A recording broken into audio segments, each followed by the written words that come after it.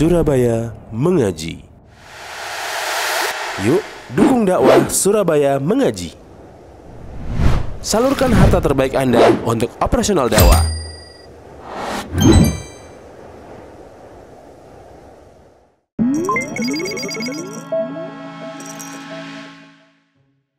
Bismillahirrahmanirrahim. Assalamualaikum warahmatullahi wabarakatuh.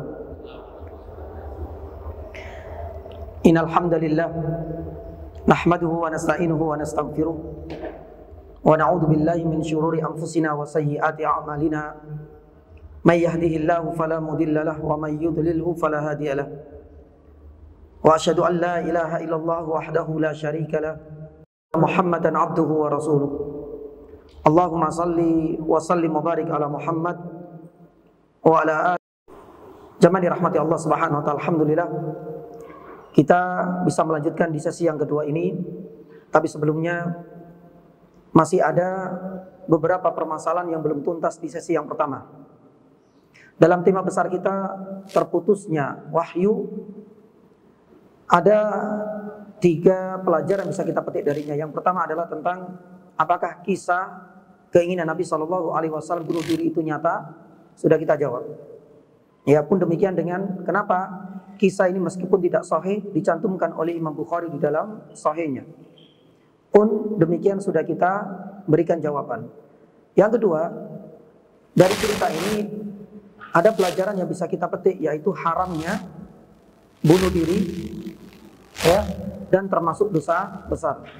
Kita sebutkan tadi dari ayat, hadis, bahkan Allah Subhanahu wa taala mengancam tidak akan masukkan ke dalam jannah. Tapi dari permasalahan ini ada beberapa arahan. Di antara para ulama menyatakan bahwasanya sebesar apapun dosa besar dari bunuh diri itu selama dia muslim tidak akan selama-lamanya neraka. Kemudian kita sampaikan pula, jamaah dirahmati Allah, bunuh diri itu bukan cara untuk mengakhiri kehidupan, karena masih ada kehidupan yang lain yang itu lebih berat. Dan ini adalah sebagai bentuk peringatan, dan ini sebagai bentuk reminder untuk kita semua. Nah, jangan sampai kemudian terbesit dalam benak kita ketika dalam kondisi kita itu tertekan, kita menghadapi berbagai problem yang begitu berat, kita menjadi bunuh diri sebagai solusi terakhir untuk mengakhiri kehidupan, untuk mengakhiri beratnya beban yang hidup kita. Salah. Karena Allah Subhanahu wa taala sudah menjelaskan. Dan ini adalah bagian dari bentuk keimanan kita kepada apa? Yaumul akhir. Di antara rukun iman yang keenam, iman yang kelima, yaitu iman kepada yaumul akhir. Konsekuensinya kalau seandainya kita meyakini iman kepada yaumul akhir, meyakini bahwasanya kita itu harus percaya ada kehidupan lain selain kehidupan dunia ini, dan tentunya itu lebih berat. Sebagaimana Utsman bin Affan tadi sudah kita sampaikan. Kemudian ketika membahas ini, kita sematkan pembahasan dan permasalahan yang hampir setiap tahun selalu muncul. Ya, terutama kalau dikaitkan dengan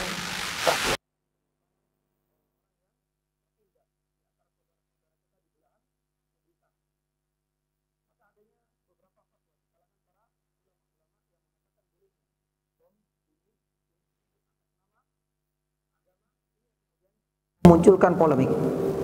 Tapi kita sampaikan tadi, jamaah yang dirahmati Allah, secara umum ada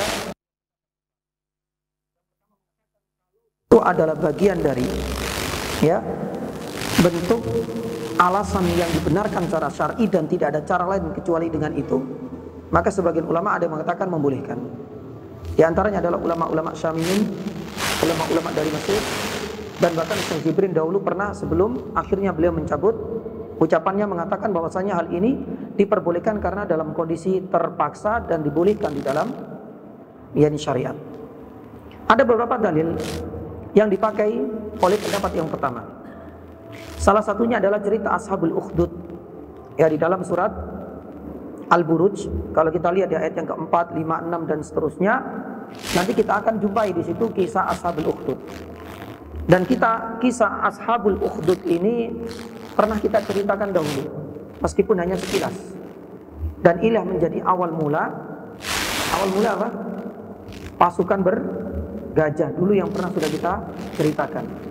Ya, terjadi negeri Yaman, bagaimana manusia-manusia itu kemudian dibakar hidup-hidup oleh seorang raja yang dulunya menganut agama Nasrani, kemudian ketika ayahnya meninggal digantikan oleh putranya. Putranya inilah yang kemudian mengganti agama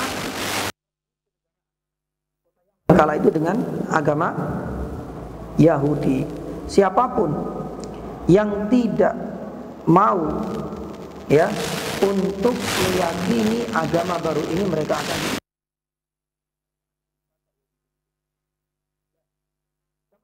Allah Subhanahu wa taala. Ini adalah sebuah kisah yang sangat masyhur. Allah Subhanahu wa taala menceritakan hal ini di dalam surat Al-Buruj, Qutila ashabul ukhdud. Intisarinya, di dalam cerita ini disebutkan bahwasanya ada seorang pemuda di mana rajanya ini berusaha untuk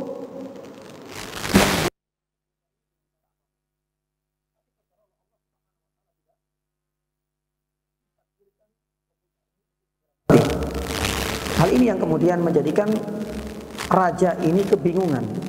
Dengan cara apapun ternyata pemuda ini nggak bisa mati. Hingga akhirnya pemuda ini memberikan dan menawarkan satu solusi. Kalau seandainya engkau mau membunuhku, maka kumpulkan seluruh rakyat, kemudian dibuat semacam stake atau panggung yang besar. Di situ engkau akan bisa membunuh saya dengan memanah, tapi dengan syarat engkau mengucapkan Bismillah atau Bismi hadha gulam, Bismi Rabbi yani hadha gulam. Ya, kisah ini memang berakhir dengan kematian si pemuda tersebut. Dan efeknya sangat besar. Rakyatnya akhirnya lebih percaya dengan Robnya pemuda tersebut.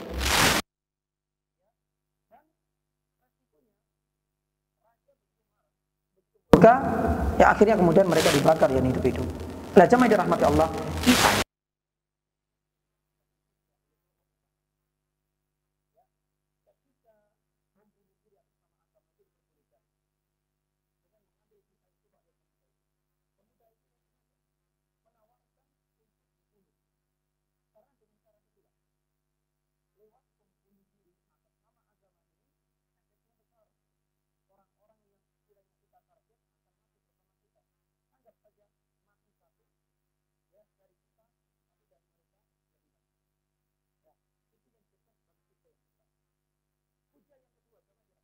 Subhanahu wa ta'ala, ini adalah kisahnya ya Al-Barra ibnu Malik.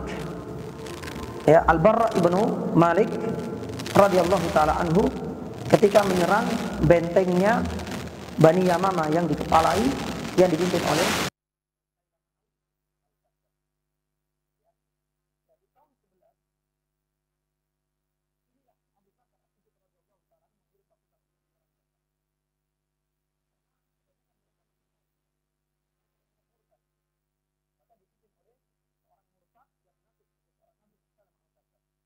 tapi benteng ini begitu kokohnya, nggak bisa untuk ditembus kecuali dengan melemparkan seseorang dari luar benteng hingga masuk dengan harapan nanti bisa membuka gerbangnya dari dalam. Maka di sinilah Al-Barra ibnu Malik, ya, karena dia siap. Yang pertama, yang kedua, secara fisik dia nggak terlalu gemuk, dan dia pun ya ini siap untuk berusaha. Apapun yang diresikonya, saya siap menanggung. Nah, singkat cerita yang dijamaah dirahmati Allah, akhirnya dilemparkan. Tapi tetap dia membawa senjata. Ya ini subhanallah, kisah ini yang kemudian dijadikan sebagai apa? Hujjah oleh pendapat yang pertama. Berarti kan boleh, nggak ada masalah mengorbankan dirinya untuk kemaslahatan banyak, yakni banyak orang. Ini adalah hujjah yang kedua. Adapun hujjah dan dalil yang ketiga, itu adalah kisah dari Auf ibnu Al-Haris ibnu Afrah. Ya, lah ini pun sama, di mana beliau pernah bertanya kepada Nabi SAW, ya Rasulullah, ya, apa yang menjadikan Rabb itu tertawa? Apa yang menjadikan Rabb itu tertawa terhadap hambanya? Nabi SAW bercerita, Allah SWT tertawa karena kagum ketika melihat ada seorang yang turun ke medan jihad dengan melepaskan semua tamengnya, baju besinya, dan menghadapi musuh-musuh Allah SWT dengan begitu gagahnya. Ini juga yang sering dipakai oleh mereka. Kelompok pertama. Coba kita lihat. Ya, orang ini tanpa membawa apa-apa. Ya, artinya baju besi pun dilepas untuk menghadapi musuh Allah Subhanahu wa taala. Apa namanya kalau ini? Bagian dari apa? Bom bunuh diri. Tapi Nabi sallallahu alaihi wasallam tidak melarang. Nabi sallallahu alaihi wasallam bahkan menceritakan perbuatan orang ini malah menjadikan Allah Subhanahu wa taala tertawa karena kagum dengan keberaniannya. Berarti bom bunuh diri asalkan atas nama agama, hal itu diperbolehkan, apalagi kondisi darurat.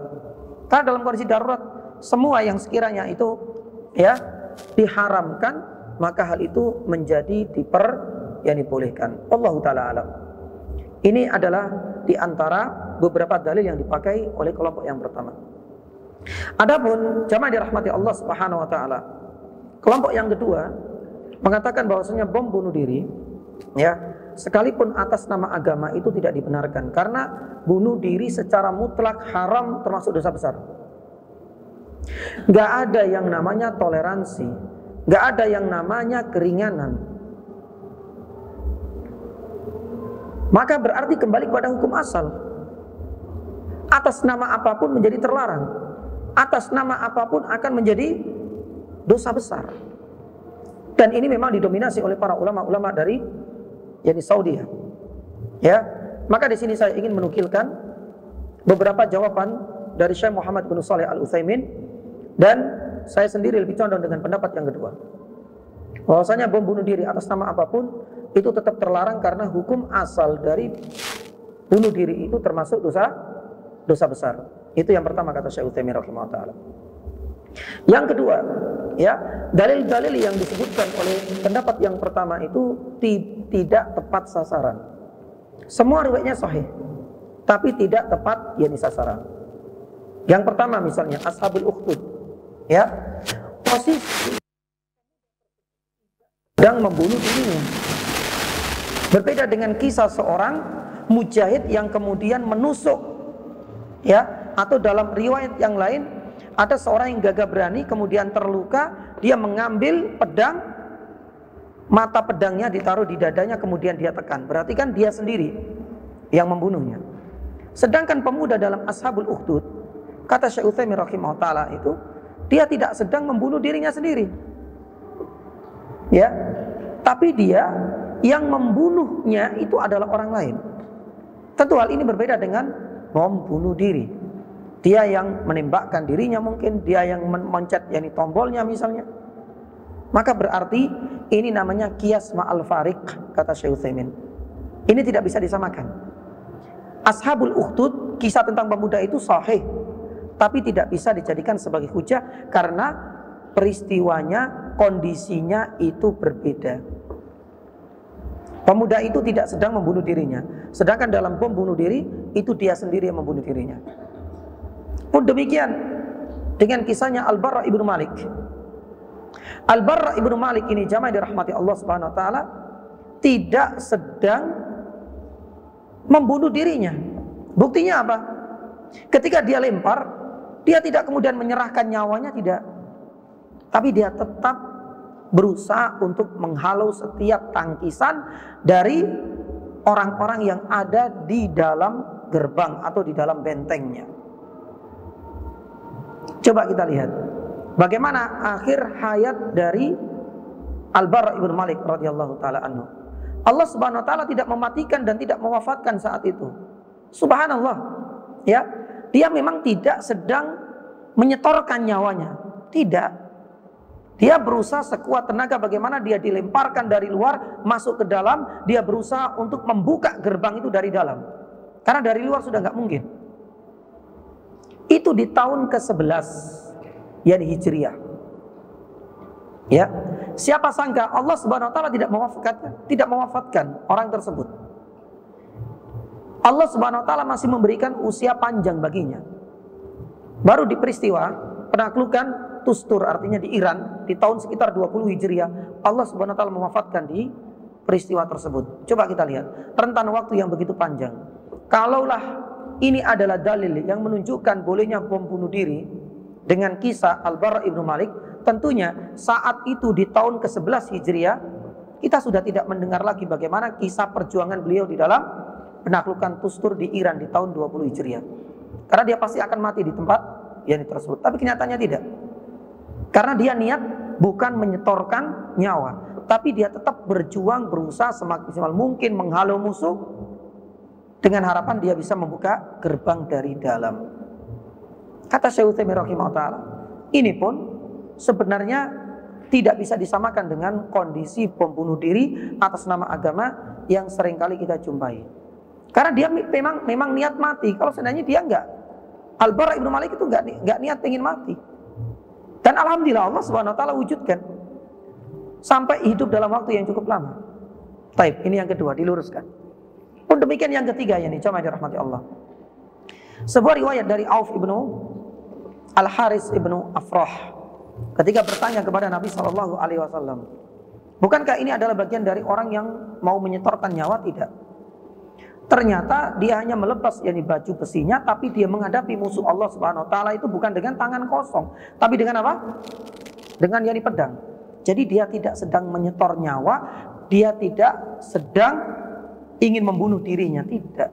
Dia tetap berusaha untuk menghalau setiap tangkisan pedang. Maka ini pun menjadi bukti bahwasanya dua peristiwa ini tidak tepat sasaran untuk disamakan.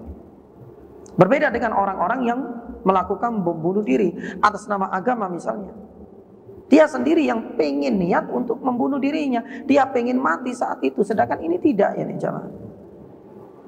Maka oleh karena itu, jamaah dirahmati Allah Subhanahu wa taala, ini adalah bagian dari meluruskan hadis, pemahaman yang benar terhadap riwayat. Jadi jawaban yang pertama, bahwasanya hadis riwayat atau bukan sih, tentang dalil haramnya bunuh diri itu sifatnya mutlak, baik itu atas nama agama ataukah tidak. Yang kedua, tentang tiga kisah itu sudah diluruskan oleh para ulama. Semua kisahnya sahih, tapi tidak tepat sasaran. Yang ketiga, ini adalah tambahan dari Syekh Utsaimin rahimahullah. Bila demikian jamaah, maka setiap orang yang melakukan bom bunuh diri atas nama agama, kata Syekh Utsaimin itu tidak bisa disebut sebagai seorang mujahid. Ini tidak bisa disebut sebagai amalan jihad yang dibenarkan. Karena pada dasarnya hal ini sudah menyalahi syariat. Makanya Syekh Utsaimin rahimahullah mengatakan ini tidak bisa disebut sebagai bentuk jihad yang terpuji untuk menghalang, untuk memusuhi, untuk memerangi musuh-musuh Allah Subhanahu wa taala. Maka dengan demikian kata Syekh Utsaimin rahimahullah, orang yang meninggal ini tidak lantas serta-merta disebut sebagai seorang syahid. Ini juga penting sekali dan ini adalah ucapannya Syekh Utsaimin. Jadi orang yang meninggal, kalau seandainya dia itu bom bunuh diri atas nama agama sekalipun, tidak bisa disebut sebagai syahid. Ini yang ketiga. Yang keempat, ini menunjukkan bijaknya para ulama-ulama kita jamaah. Anggap saja orang-orang yang melakukan bom bunuh diri ini atas nama agama, anggap saja mereka ini adalah orang yang salah dalam beristihad. Para ulama termasuk di antara Syekh Utsaimin rahimahullah juga berharap kalau memang mentok kita anggap ini salah di dalam beristihad, mudah-mudahan dia tetap mendapatkan satu pahala. Kalau memang kita anggap ini adalah kesalahan dalam beristihad, tapi tetap kita berdoa agar Allah Subhanahu wa taala mengampuni dosa-dosanya. Itu adalah di antara sikap bijak menyikapi permasalahan yang hampir setiap tahun selalu muncul. Pro dan kontra, polemik mengenai pembahasan apakah bom bunuh diri atas nama agama itu diperbolehkan. Nah, ini adalah jawaban yang insya Allah bijak dengan mengambil dalil-dalil tentang haramnya bom bunuh diri atau bunuh diri itu secara umum mutlak diharamkan. Yang kedua, meluruskan beberapa dalil yang dipakai oleh pendapat yang pertama. Yang ketiga, kita tidak bisa, kata Syekh Utsaimin, menyebut mereka sebagai seorang yang syahid.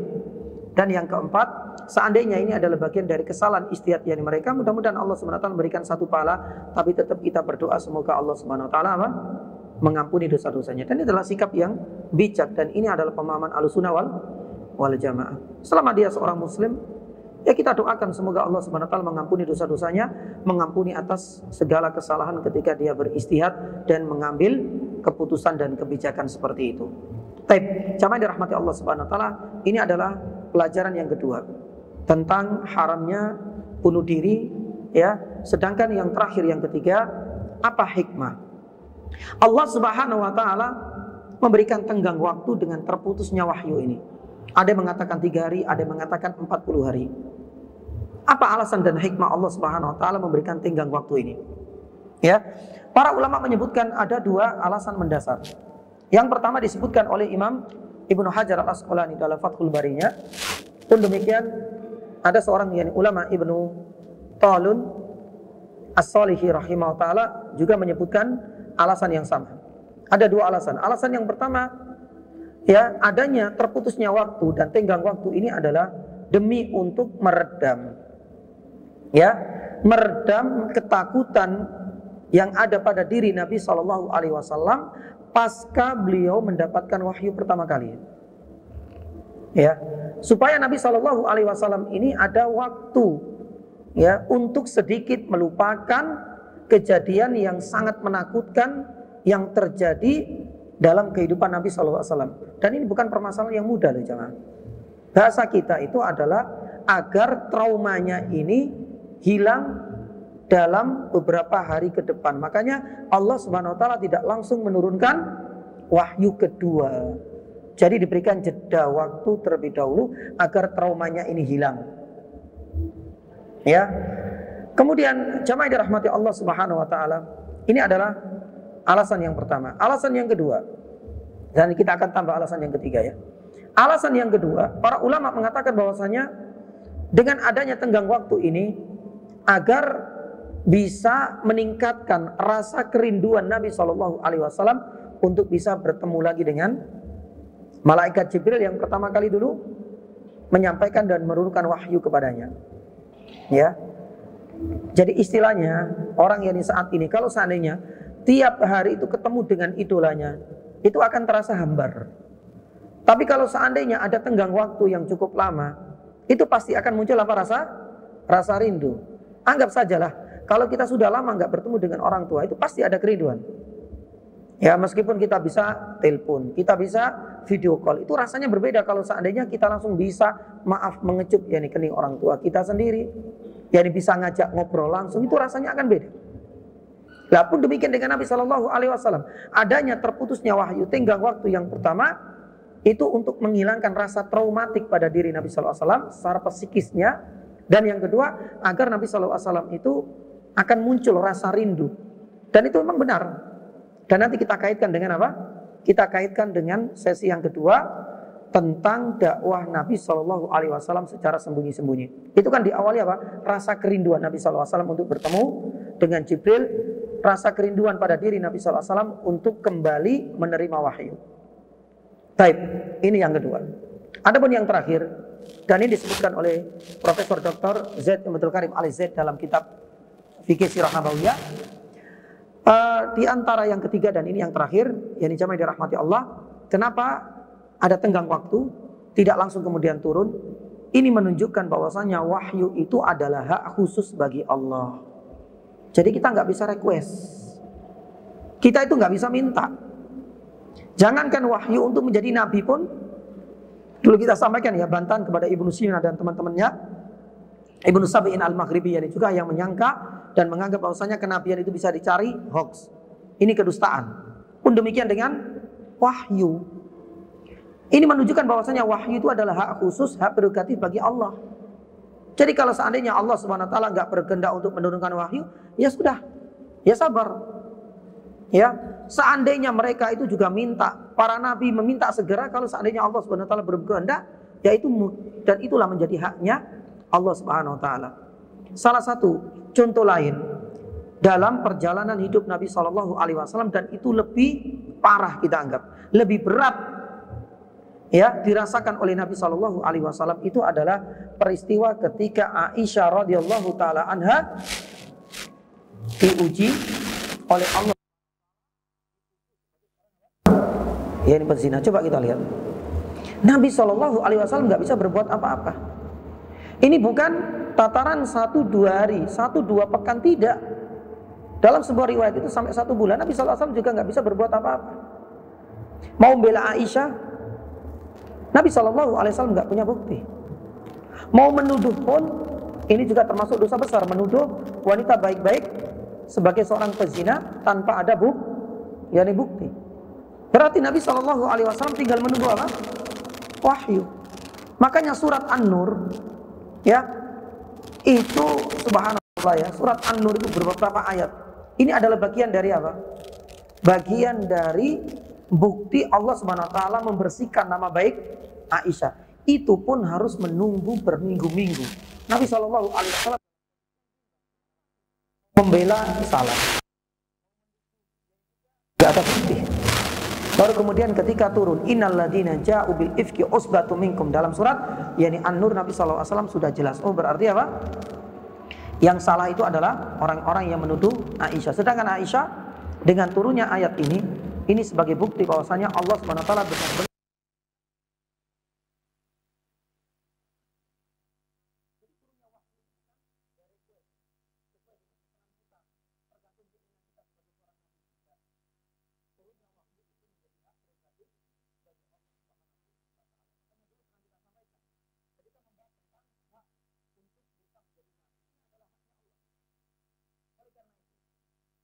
Ibnu Qayyim dalam kitabnya Zadul Ma'ad mengatakan apa? Al-ikhtiyar dalun ala rububiyatillah ta'ala. Kalau sudah berkaitan dengan kebijakan,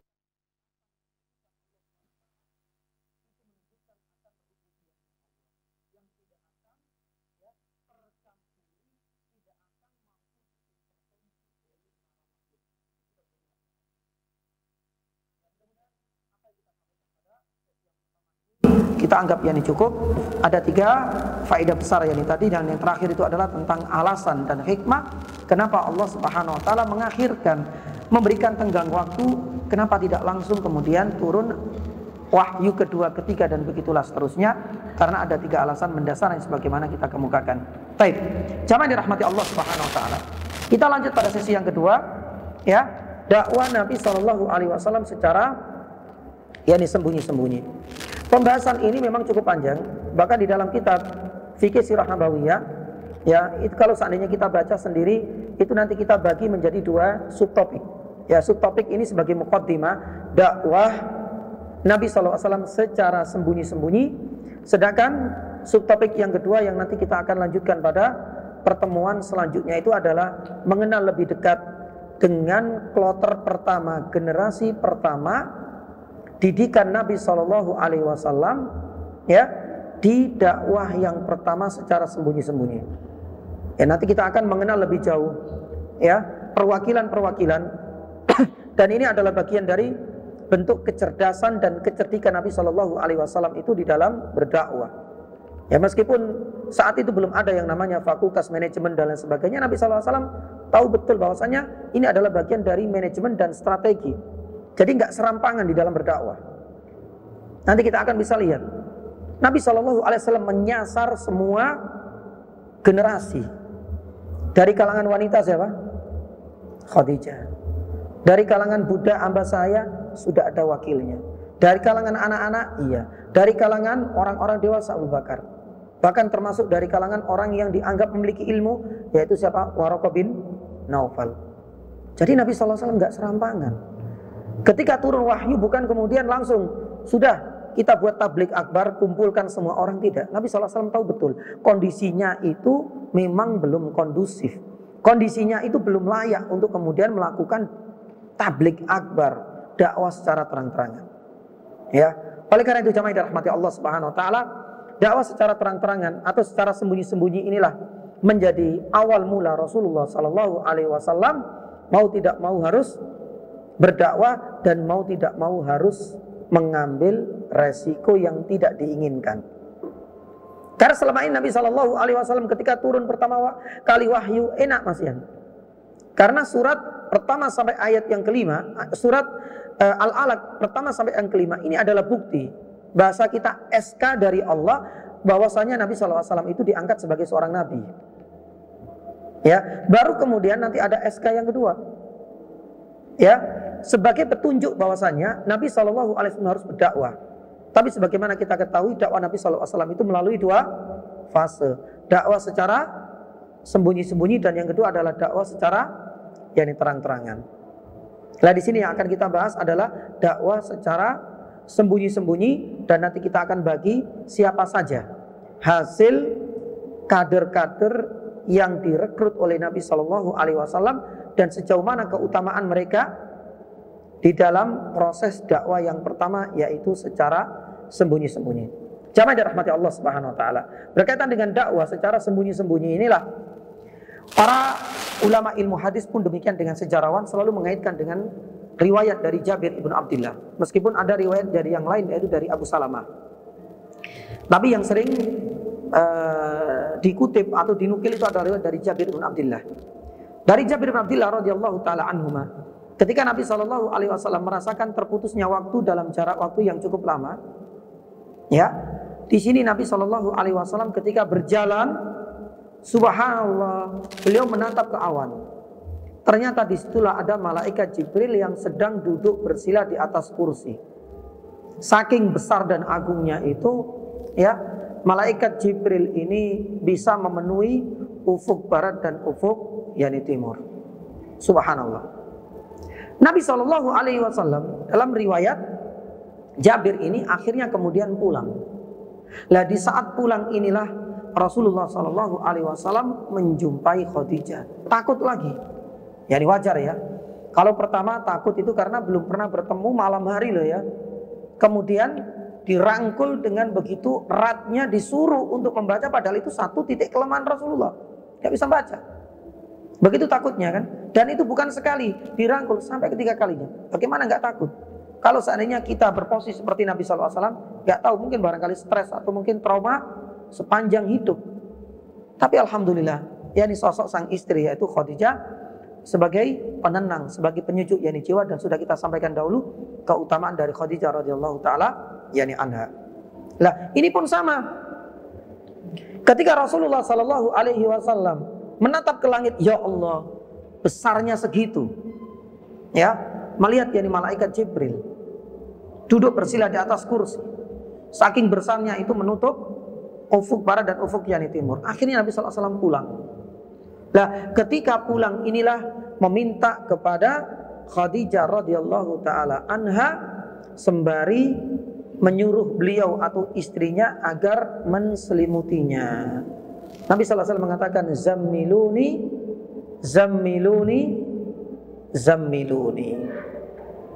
Jamaah dirahmati Allah Subhanahu wa taala. Ya, ini adalah hadis yang cukup ma'ruf yakni sekali di kalangan para ulama. Dan hadis ini memang sahih, disebutkan oleh Imam Bukhari, pun demikian Imam yakni Muslim.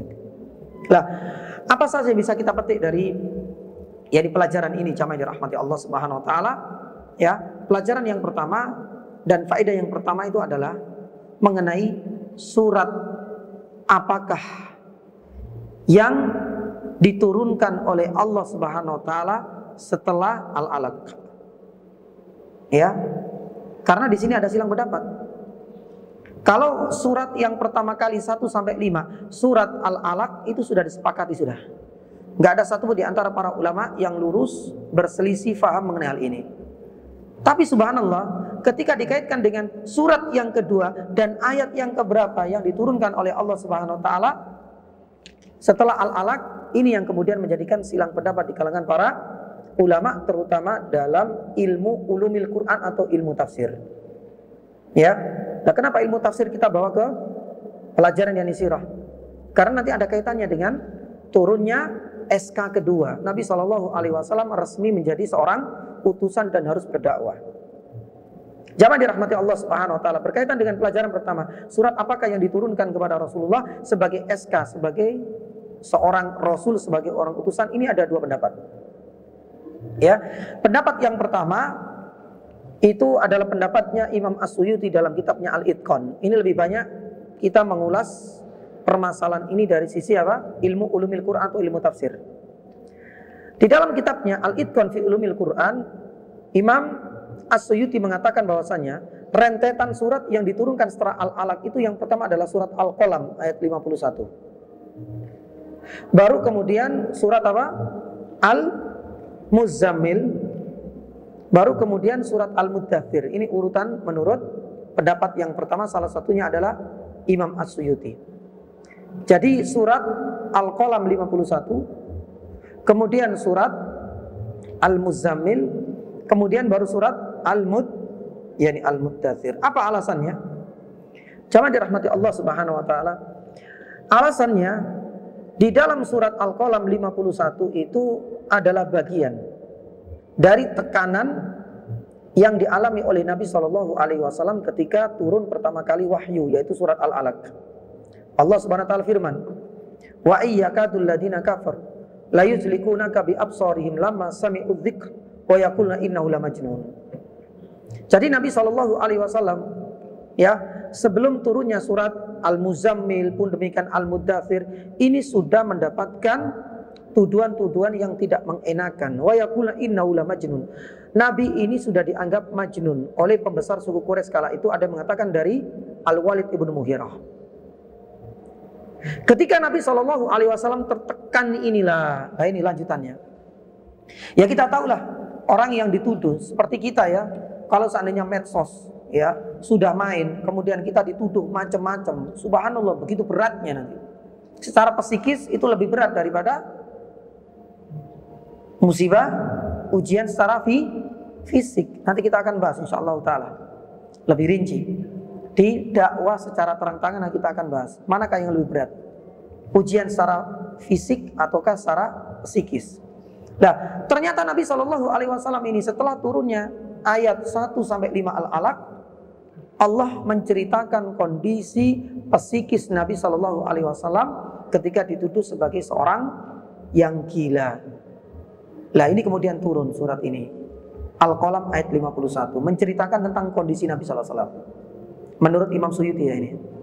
Kemudian surat yang berikutnya adalah surat apa tadi? Yani Al-Muzammil, itu menurut Imam Imam Suyuti ya. Jadi Nabi SAW ketika tertekan yani seperti itu menghadapi kondisi masyarakatnya, apalagi dari pembesar suku Quraisy yaitu Al-Walid ibn Mughirah, akhirnya pulang ke rumah. Ya, Nabi SAW apalagi kemudian dikaitkan dengan riwayat tadi dari Jabir. Ketika melihat malaikat, kemudian Nabi SAW minta untuk apa? Diselimuti, fazammiluni, fazammiluni. Kata Imam Suyuti, ini urutannya, alur ceritanya pas. Maka turunnya surat Al-Muzammil. Ya ayyuhal muzammil. Perintah kepada Nabi SAW di ayat yang kedua surat Muzammil apa? Qumil laila. Disuruh apa? Disuruh untuk qiyamul lail. Dan ini adalah solusi yang Allah Subhanahu wa taala tawarkan. Jadi kita sedang berbicara tentang pendapat pertama dulu ya. Jadi surat Al-Alaq 1-5, surat Al-Qalam ayat 51, baru kemudian Nabi SAW bertemu malaikat Jibril ketakutan, zammiluni selimutilah aku. Allah Subhanahu wa taala menurunkan surat Al-Muzammil. Dan perintah yang pertama kepada Nabi SAW di ayat yang kedua surat Muzammil, qumil laila illa qalila. Artinya, wahai Muhammad, gak usah takut. Ya, setiap beban hidup, ujian hidup itu ada solusinya. Solusinya apa? Ya dengan qiyamul lail. Kalau seandainya engkau itu qiyamul lail, engkau beribadah kepadaku, hal ini untuk mengalihkan dan untuk mengurangi beban. Ketika engkau ya dituduh macam-macam, engkau mendapatkan teror dan intimidasi dari masyarakatmu. Makanya Allah Subhanahu wa taala menceritakan ini semua di dalam surat Al-Muzammil. Kala itu Nabi SAW hanya dituntut untuk beribadah kepada Allah. Baru kemudian SK yang benar-benar menunjukkan Nabi SAW itu sebagai utusan, baru turun surat Al-Muddathir. Karena di dalam surat Al-Muddathir Allah Subhanahu wa taala berfirman, ya, terutama di ayat yang kedua, ya ayyuhal mudqum fa'andirlah. Fa'andir inilah kata Imam As-Suyuti menjadi petunjuk Nabi SAW setelah sebelumnya disuruh untuk beribadah. Beribadah kan hanya untuk Allah. Baru kemudian yang kedua fa'andir, artinya berilah peringatan, dan inilah awal mula Nabi SAW berdakwah. Tapi sebagaimana kita sampaikan, dakwah Nabi SAW yang pertama itu tidak secara terang-terangan. tapi secara sembunyi-sembunyi. Subhanallah, ini adalah di antara urutan dan alur cerita turunnya surat Al-Quran menurut Imam As-Suyuti rahimahullahu ta'ala. Ya, surat Al-Alaq, SK untuk menjadi seorang nabi. Kemudian Allah Subhanahu wa ta'ala menurunkan surat Al-Qalam 51 untuk menceritakan kondisi psikis Nabi sallallahu alaihi wasallam. Kemudian turunlah surat Al-Muzammil ketika Nabi sallallahu alaihi wasallam takut bertemu dengan malaikat yakni Jibril sampai mengatakan kepada istrinya, Zammiluni, Zammiluni. Baru kemudian turunlah surat Al-Muddathir sebagai penanda Nabi sallallahu alaihi wasallam harus memberikan peringatan kepada masyarakatnya. Taib, ini adalah pendapat yang pertama. Adapun pendapat yang kedua, jamaah dirahmati Allah Subhanahu wa taala, surat yang kedua diturunkan setelah Al-Alaq tadi surat apa? Al-Muddathir, baru Al-Muzammil. Yani subhanallah. Bagaimana hal ini bisa terjadi? Nah, ini adalah pendapatnya dari Imam Al-Wahidi di dalam kitabnya Asbabun Nuzul. Ya. Jadi surat yang kedua itu bukan Al-Qalam dan bukan pula Al-Muzammil, tapi Al-Muddathir itu sendiri yang diturunkan kepada Nabi setelah turunnya surat Al-Alaq. Allah Subhanahu wa taala berfirman dari ayat yang pertama sampai ayat yang kelima. Menurut pendapat yang kedua, surat Al-Muddathir itu tidak utuh. Dari ayat yang pertama sampai ayat yang ke-5 saja. Terutama di ayat yang kedua ini sebagai petunjuk bahwa Nabi Shallallahu Alaihi Wasallam harus mulai berdakwah. Baik, dari dua pendapat ini jamaah dirahmati Allah, saya lebih condong dengan pendapat yang kedua, karena beberapa ulama ya dalam kajian ilmu ulumil Quran maupun ilmu tafsir memang lebih banyak ya menguatkan pendapat yang kedua daripada pendapat yang pertama. Apa alasannya? Ada beberapa bukti. Bukti yang pertama adalah hadis dari Jabir yani tadi, di mana Rasulullah Shallallahu Alaihi Wasallam ketika menyaksikan sendiri malaikat Jibril, baru kemudian Nabi Shallallahu Alaihi Wasallam minta untuk diselimuti fazammiluni. Tapi kenyataannya setelah itu turun surat Al-Muddathir. Ini. Kemudian bukti yang kedua diperkuat dengan riwayat dari hadis Abu Salamah. Bahkan di dalam hadis Abu Salamah ini Nabi SAW tidak mengatakan zammiluni, zammiluni, karena zammiluni itu lebih identik dengan muzammil. Tapi di dalam riwayat yang kedua Abu Salamah dan hadisnya juga sahih, zammiluni, zammiluni, dathiruni. Dan ini memang selaras dengan panggilan Allah Subhanahu wa taala, ya ayyuhal muddathir. Karena ada lafaz dathiruni, wahai Khadijah. Dan ini memperkuat.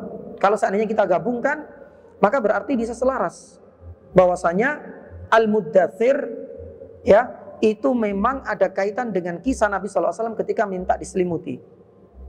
Itu adalah bukti yang kedua.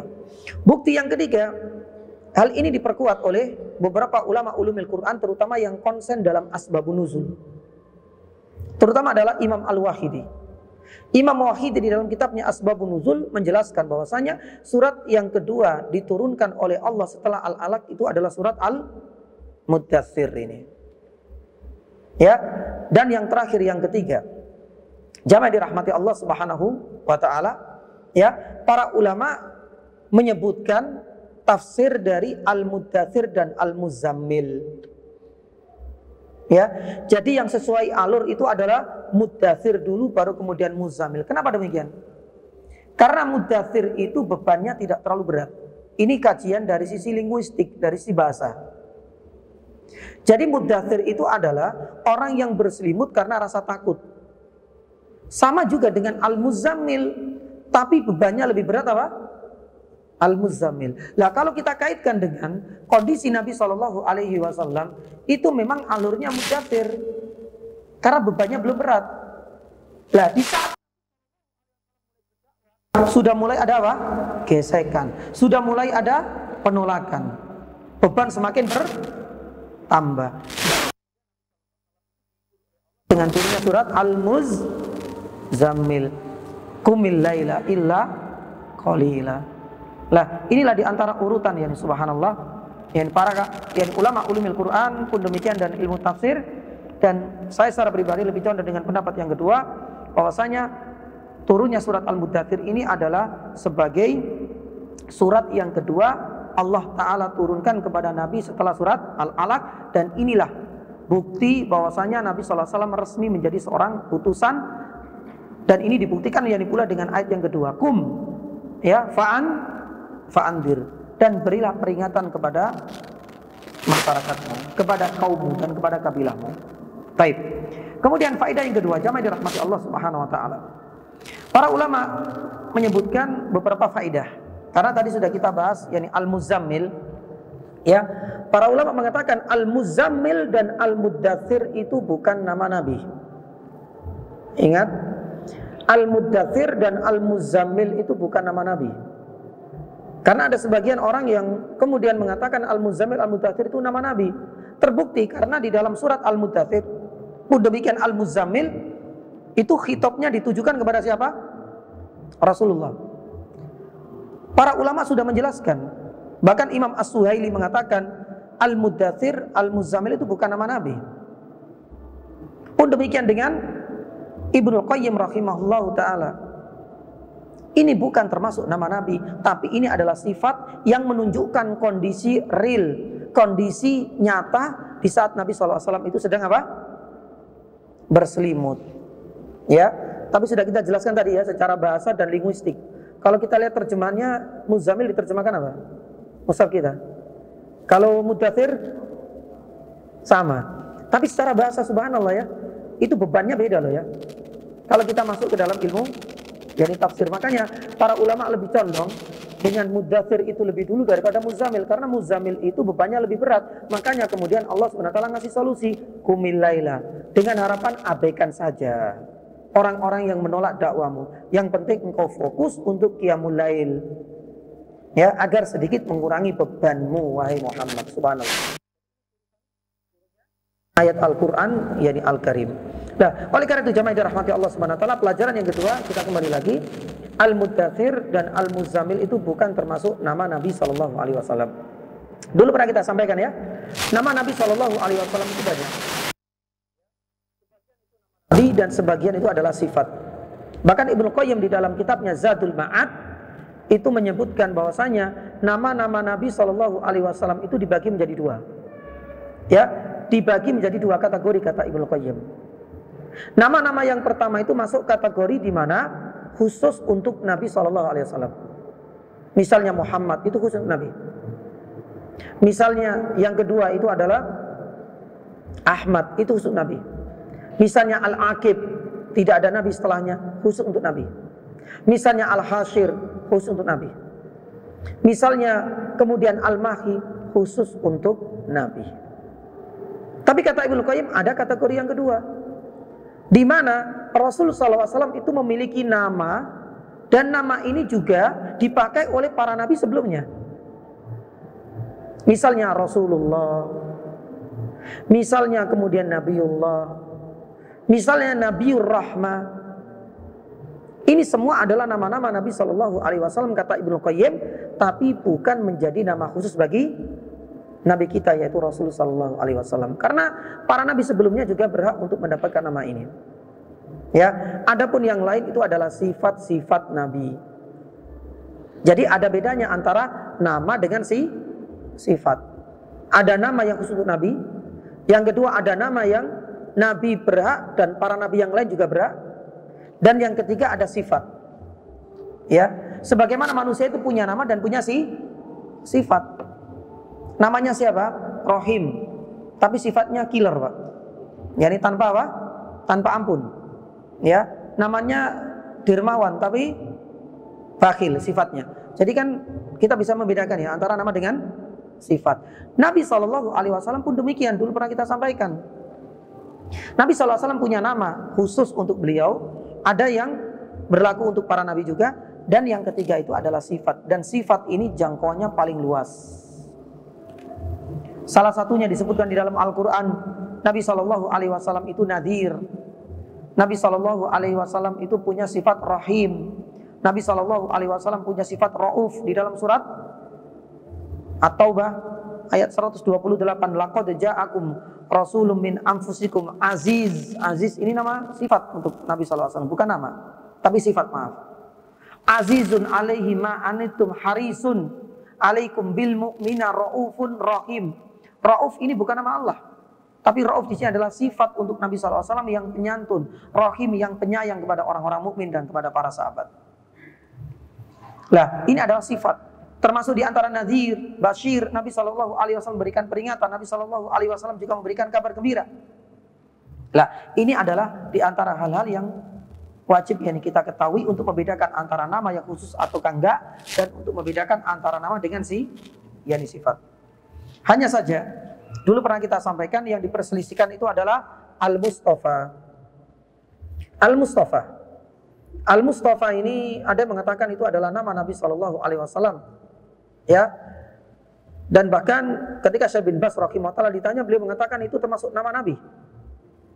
Ya, dan ini juga diperkuat oleh Qadhi Iyad, ya, di mana di dalam kitabnya Asy-Syifa bi Ta'rifi Huquqil Mustafa, beliau menyebutkan Al-Mustafa termasuk namanya.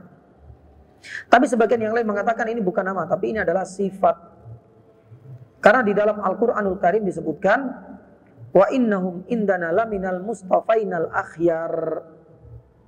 Jadi Al-Mustafa itu tidak hanya berlaku untuk Nabi, tapi untuk para Nabi-Nabi yang lain, dan itu adalah sifat. Karena Mustafa secara bahasa artinya apa?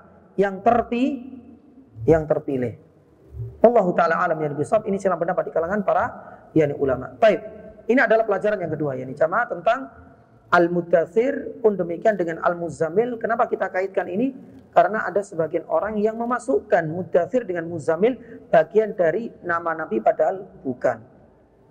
Ini hanyalah sifat, dan sifatnya ini tidak melekat terus pada diri Nabi. Karena sifatnya ini berkaitan dengan kondisi saat itu ketika Rasulullah SAW itu berselimut. Ya sebagaimana kita lah. Kalau seandainya kita itu tinggal di komplek, kemudian kita itu punya petugas, satpam. Kita panggil Pak Satpam. Ya, tapi kalau seandainya nanti sudah pensiun, ya nggak akan kita panggil Pak Satpam. Nah, itu pun sama. Al-Muddatsir, Al-Muzammil ini nggak melekat terus. Berbeda dengan sifat Bashir, Nadhir, ini melekat terus sifatnya. Ya, mudah-mudahan bisa kita pahami. Pelajaran yang ketiga jamaah dirahmati Allah Subhanahu wa taala. Tahapan-tahapan Nabi SAW dalam berdakwah. Sallallahu alaihi wasallam di dalam berdakwah. Nah, di sini ada dua pendapat di kalangan para ulama. Kita ambil dari pendapatnya Ibnu Qayyim, dan yang kedua kita ambil dari kitab Rahiqul Makhtum, yang dikarang oleh Syekh Mubarak Yanifuri. Kita ingin tahapan secara global, secara umum terlebih dahulu. Ibnu Qayyim rahimahullahu taala menjelaskan bahwa Nabi SAW selama berdakwah, dan ini menjadi awal mula Nabi SAW mau tidak mau harus berdakwah, itu mengalami 5 fase yang berbeda menurut Ibnu Qayyim. Jadi ada 5 tahapan dan 5 fase Nabi SAW berdakwah. Ini menurut persepsinya Ibnu Qayyim. Tahapan yang pertama, kata Ibnu Qayyim rahimahullah taala, itu dimulai dengan kenabian. Masa-masa kenabian ini adalah masa-masa ketika Rasulullah SAW pasca menerima wahyu surat Al-Alaq ayat 100 sampai ayat yang kelima. Nah, ini yang menjadi pembeda antara Ibnu Qayyim dengan Mubarak Yanifuri rahimahullah ta'ala. Ibnu Qayyim mengatakan masa-masa kenabian ini adalah fase pertama, karena dakwah itu tidak bisa dikaitkan atau tidak bisa dilepaskan dengan masa pertama, yaitu kenabian. Makanya beliau memasukkan ini adalah fase yang pertama, kenabian. Jadi bahasa kita kenabian itu adalah masa-masa awal, masa-masa di mana Nabi SAW itu sudah harus benar-benar siap-siap nanti akan berdakwah. Hanya saja disebut Nabi itu karena belum mendapatkan apa? Syariat. Makanya ini adalah masa nunggu Nabi SAW. Kapan saatnya saya harus berdakwah? Karena belum ada SK-nya. Barulah turun surat Al-Muzammil menurut pendapat yang sahih tadi. Baik, kata Ibnu Qayyim ini adalah fase pertama, fase kenabian.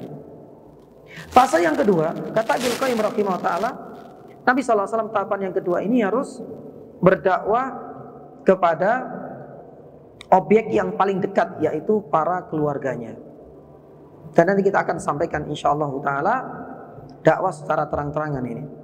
Nanti kita akan lihat di dalam surat Asy-Syu'ara ayat 214. Nanti kita akan sampaikan. Allah Subhanahu wa taala berfirman, "Wa anzir ashiratakal aqrabin." Dan ini adalah tahapan kedua kata Ibnu Qayyim. Jadi setelah kenabian, Rasul sallallahu alaihi wasallam paling dekat. Tahapan yang ketiga, ini tetap berkaitan dengan objeknya. Setelah keluarganya kepada kaumnya. Ini adalah tahapan ketiga kata Ibnu Qayyim rahimahullah taala. Jadi memang skupnya itu tertata rapi.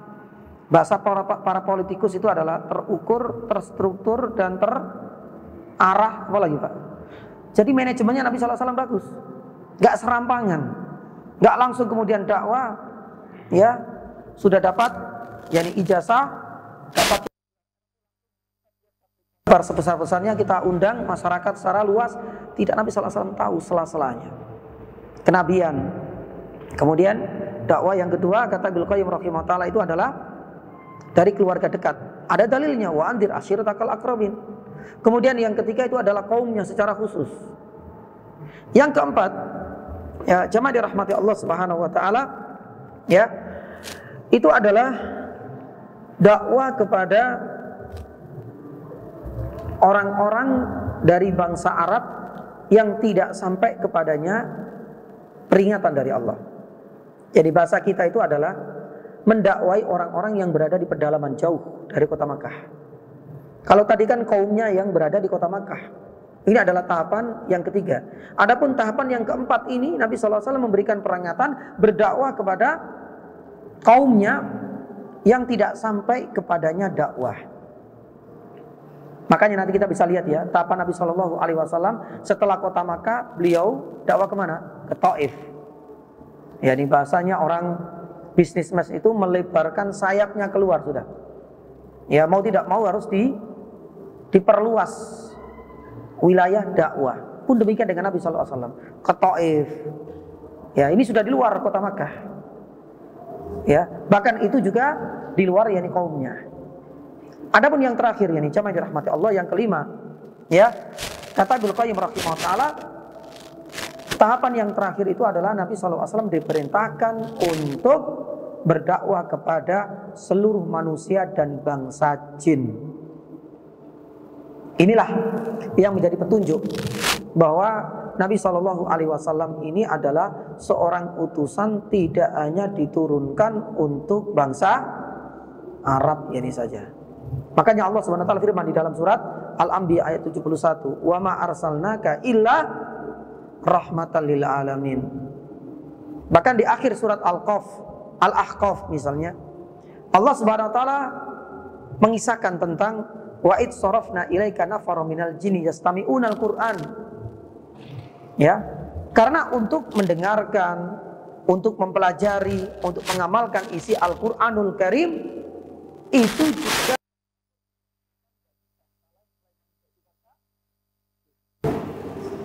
pun demikian. Nabi Shallallahu Alaihi Wasallam pernah bukan kehilangan, para sahabat yang kehilangan sosok Nabi. Malam itu Nabi Shallallahu Alaihi Wasallam hilang entah kemana. Ternyata usut punya usut, Nabi Shallallahu Alaihi Wasallam kemana?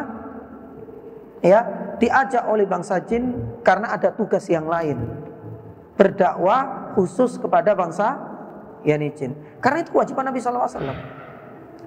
Lah, ini adalah wilayah yang paling luas. Tahapan Nabi Shallallahu Alaihi Wasallam mulai dari skup yang paling kecil kenabian, kemudian keluarga terdekat, kemudian kaumnya sendiri, kemudian sudah di luar wilayah, ya orang-orang pedalaman dan sudah di luar penduduk di Makkah, di luar kota Makkah. Baru kemudian yang terakhir Nabi Shallallahu Alaihi Wasallam disuruh untuk berdakwah kepada seluruh manusia, menunjukkan bahwasanya Nabi Shallallahu Alaihi Wasallam itu adalah rahmatan lil alamin. Makanya ini adalah sebagai bentuk bantahan kepada orang-orang sekuler, orang-orang orientalis terutama, menganggap bahwasanya Nabi SAW itu adalah nabinya bangsa Arab. Kalau seandainya berasal dari bangsa Arab, iya. Kalau seandainya tanah kelahirannya itu di Makkah, kita benarkan. Tapi kalau seandainya Nabi diutus hanya untuk bahasa Arab, ini adalah kedustaan. Bahkan Nabi SAW itu pernah bersabda kan, "U'titu khamsan lam yu'tahunna ahadun minal anbiya'i qabli." Aku diberikan 5 keistimewaan, di mana tak ada satupun di antara para nabi yang diberikan 5 keistimewaan ini.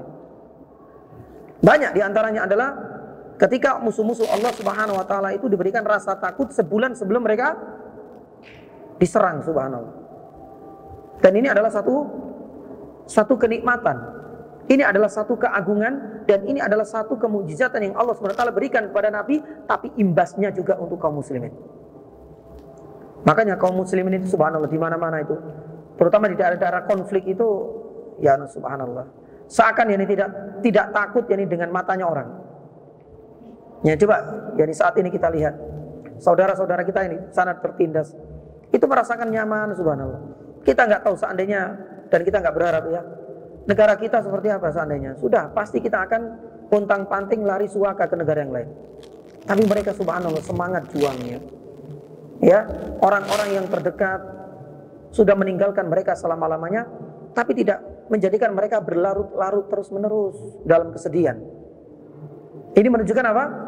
Ya, ini menunjukkan bahwasanya keberanian yang Allah Subhanahu wa taala tancapkan di hati mereka, dan ini adalah bagian dari bukti efek dari kemukjizatan yang Allah Subhanahu wa taala berikan dan kelebihan yang Allah Subhanahu wa taala karunikan kepada Nabi sallallahu alaihi wasallam. Ya, gimana enggak takut ini dengan orang-orang seperti ini? Ya, ditinggal wafat oleh suaminya, istrinya juga tetap ditinggal wafat oleh putranya, dia tetap yani semangat. Ya berbeda dengan maaf orang-orang Israel, coba kita lihat itu. Ketika dibombardir sedikit, mereka semua lari tunggang langgang, ya, dan yang dicari itu adalah apa? Bandara. Mereka mau kemana? Ya lari karena ketakutannya dan karena kepengecutannya. Taib. Adapun saudara-saudara kita subhanallah tetap yani tegak lurus istilahnya, berdiri yani di sana.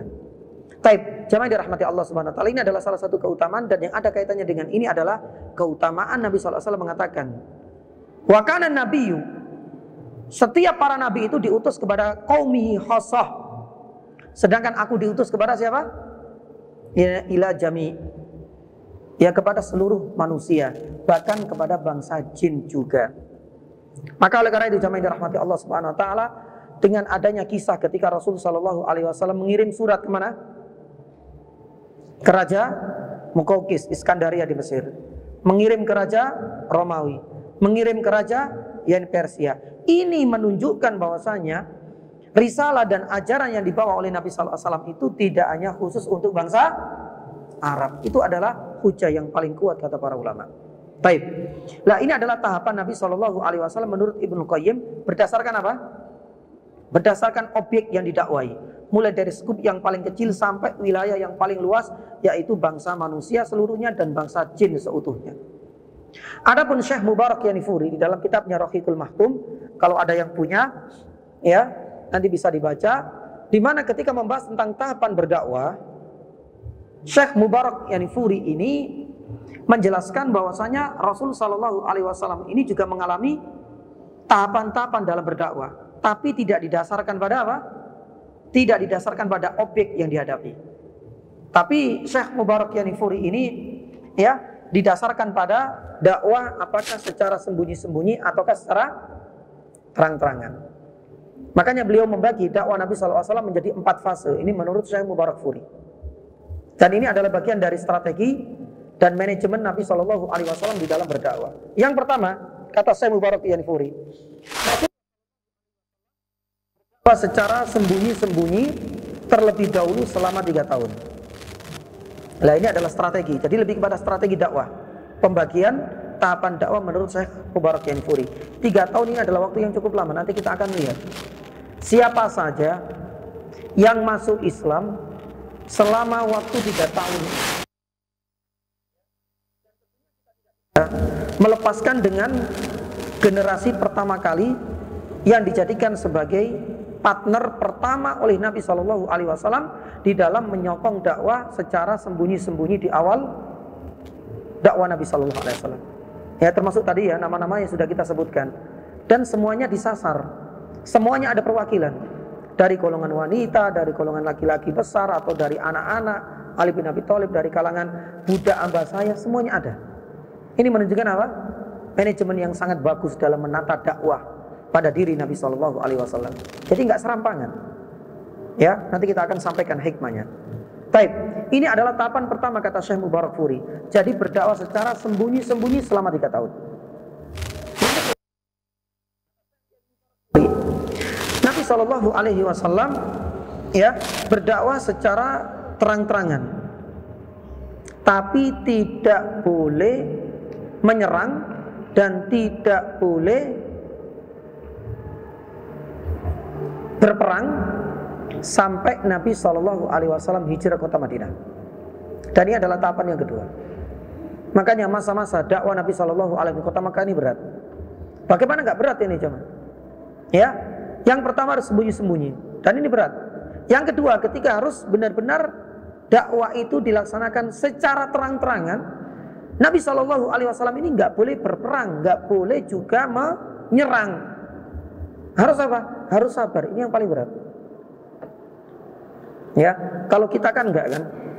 Nah, kalau kita insya Allah ya kita diserang, ya kita dituduh langsung kita ambil langkah, baik jadi hukum maupun mungkin yang seringkali ya sudah real ya saja gimana, ya kita hadapi dan lain sebagainya. Nabi SAW dakwah secara terang-terang di kota Madinah, di kota Makkah itu nggak boleh berperang sampai baru hijrah di kota Madinah.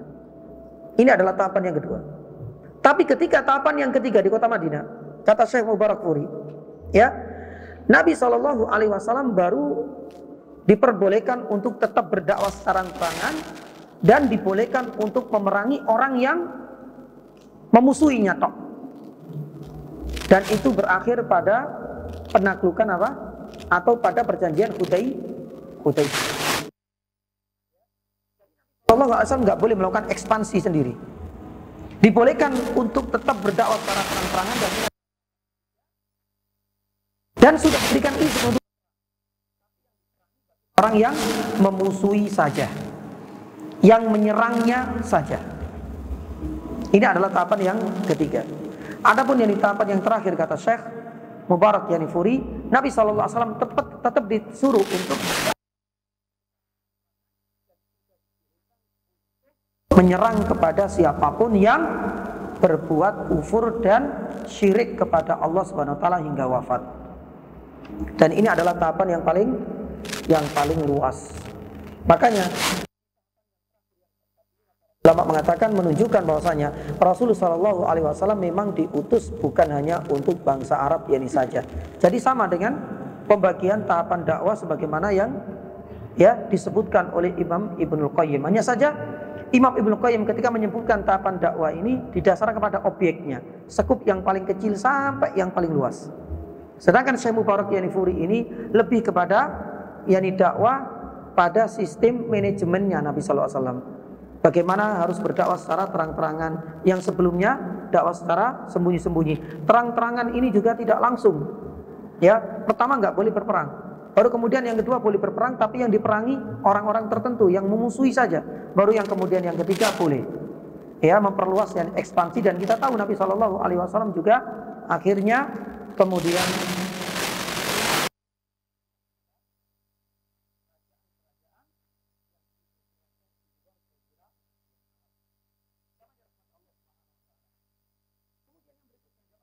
yang keempat, ya faedah yang keempat ini adalah tentang berapa tahun Nabi Shallallahu Alaihi Wasallam berdakwah secara sembunyi-sembunyi. Ya, memang tadi sudah kita sampaikan. Bahkan Syekh Mubarak Yanifuri mengatakan bahwasanya 3 tahun. Iya, ini adalah pendapat yang pertama. Ya, di antaranya ada 2 pendapat besar. Ada yang mengatakan Nabi Shallallahu Alaihi Wasallam berdakwah itu selama 3 tahun.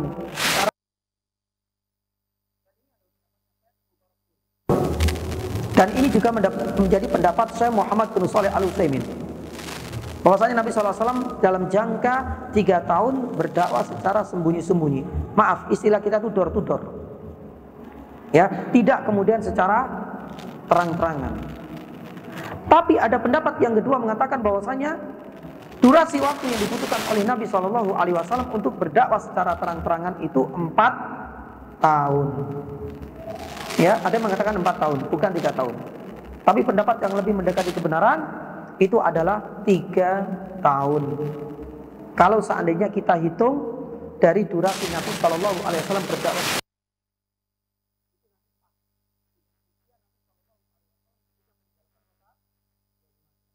Berarti ya 3 tahun itu adalah waktu yang paling maksimal.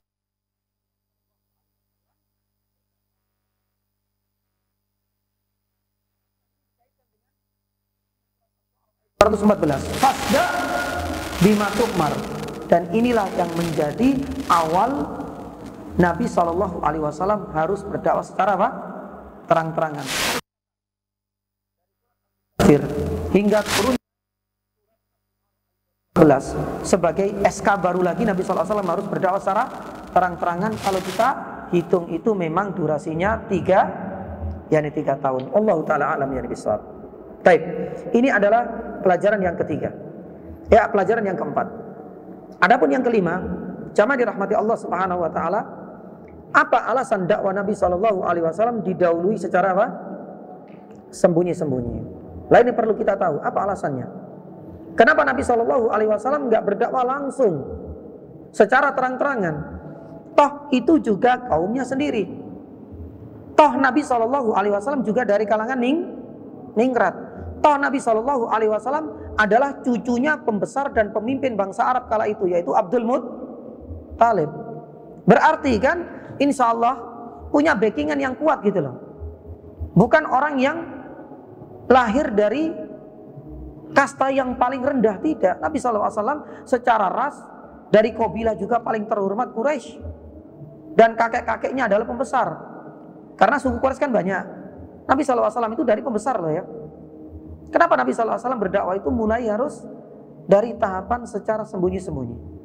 Nah ini beberapa ulama menyebutkan alasan-alasan kenapa Nabi SAW berdakwah secara sembunyi-sembunyi. Alasan yang pertama, jamaah dirahmati Allah, ya, agar tidak merusak tatanan dakwah, ya, yang diharapkan bisa bertahan lama. Kita tahu ya nih, jamaah dirahmati Allah Subhanahu wa taala, Rasulullah SAW disinilah sudah kelihatan kecerdasan dan kecerdikannya. Jadi dalam menata ya atau dalam memanage yakni dakwah itu jangan kemudian hanya bertahan seumur jagung. Yang penting ramai dulu kemudian hilang. Ya sebagaimana kita bisa mencontoh lah manajemen marketingnya para bisnismen itu kan mikirnya kan jangka panjang. Tidak hanya bagaimana produk ini laku secepatnya, viral yani hari ini, tanpa berpikir esok hari, bulan depan, tahun depan yani bagaimana, nggak usah kita urus. Tidak akan masuk dalam kamusnya para yani bisnismen yang paham manajemen marketing. Pasti mereka akan memikirkan bagaimana perusahaan ini bisa bertahan lama, produk ini yani bisa laku dan bisa bertahan terus menerus. Nabi SAW pun demikian. Karena Rasulullah SAW ini diutus sendirian.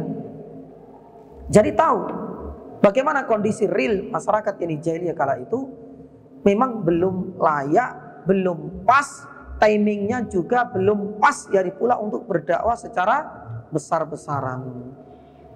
Makanya Nabi SAW ingin menata pondasi ini lebih kuat, maka tidak terburu-buru untuk berdakwah secara terang-terangan. Ini adalah alasan yang pertama. Ya supaya nanti bertahan yani lama. Bahasa kita grassroots. Ya diam-diam, kalangan yang dibawa dulu. Dan itulah yang dijadikan oleh Nabi SAW sebagai apa? Sebagai yani pondasi awal. Kemudian yang kedua, alasan yang kedua para ulama mengatakan bahwasanya dengan dakwah secara sembunyi-sembunyi ini agar bisa membuahkan kader-kader yang militan. Ya. Karena berbeda lah ya. Kalau seandainya kita itu baru datang ke daerah pedalaman, langsung kita buat tablik akbar. Kita sampaikan bagaimana seseorang itu beribadah kepada Allah semata, kita menghamba dan mentauhidkan Allah Subhanahu wa taala, itu enggak maksimal. Karena ada kalanya dari ratusan orang yang datang mungkin sebagian yang iya. Sebagian yang lain ragu-ragu. Sebagian yang lain mungkin barangkali menolak tapi tidak mengungkapkan. Karena terlalu banyak. Sedangkan kita sendirian itu nggak bisa kemudian memenuhi keinginan seluruh orang kalau seandainya lewat terang-terangan. Tapi dengan Nabi SAW berdakwah secara sembunyi-sembunyi, itu kan satu persatu. Disinilah Nabi SAW bisa leluasa.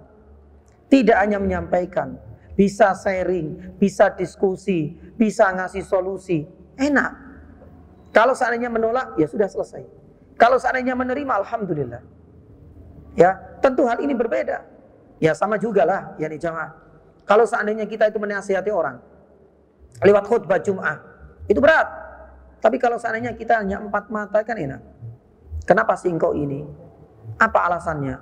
Oh ternyata ada alasan yang mungkin barangkali tidak pernah kita ketahui.